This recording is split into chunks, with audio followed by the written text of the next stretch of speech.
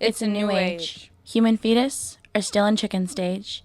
'Cause you see, I wanted to talk about eggs anyway, and how it relates to my pathetic life as a woman.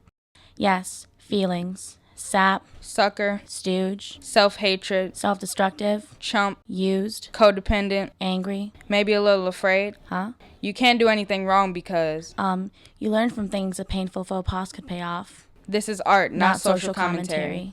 Ever heard the phrase, it takes two to tango? Yo, let's look at that word, codependent. Yes, what about abortion? Wrong painting. Let's try to say Hello.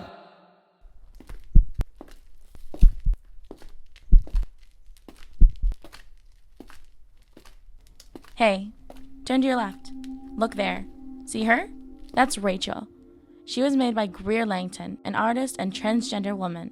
Her creations focused on gender and sexuality, and someone talked about them as glamorous and grotesque and exuded intense emphasis on the body, sexuality, fashion, and in their resemblance to puppets, performance.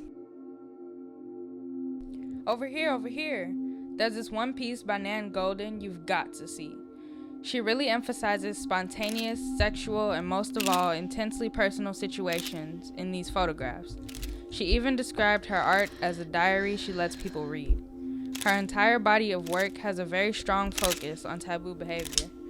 Golden's pictures portray these scenes of men and women embracing right alongside the results of domestic violence, all in the context of a relationship's progression.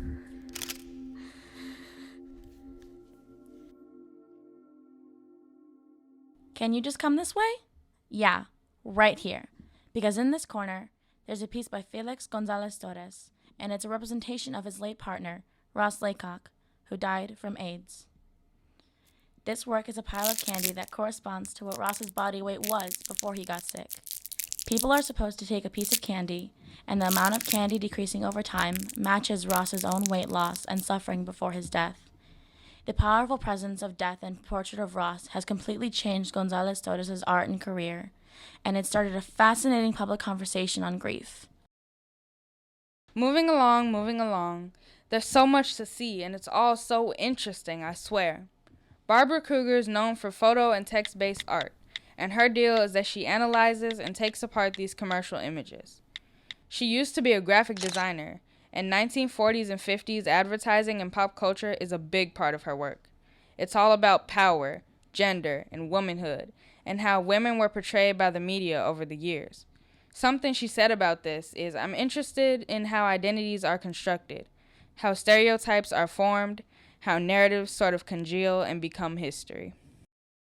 Turn to your right. See the bright yellow square? It's New Age. No, literally. It's titled It's New Age by Sue Williams. It's a compilation of both avant-garde illustrations and emotional quotations.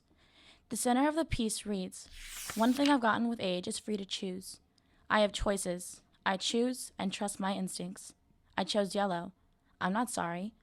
There are no problems, only solutions, and solving them is where the fun comes into play. For instance, I then chose a rotten Navajo white, but it looks like putty and doesn't work for beans. I say, so what? This incredibly dark, sarcastic painting addresses tough topics. There's a lot she has to say here: misogyny, oppression of women, and even a little bit of environmental criticism." So how many of these issues have you truly considered before? The loss of a lover, the feeling of oppression, inaccurate representation based on your gender, race, or sexuality? Maybe the artwork clued you in on a fresh perspective, or at least reminded you of important things you don't always think about. The deep down things, the overlooked shiny candy in the corner.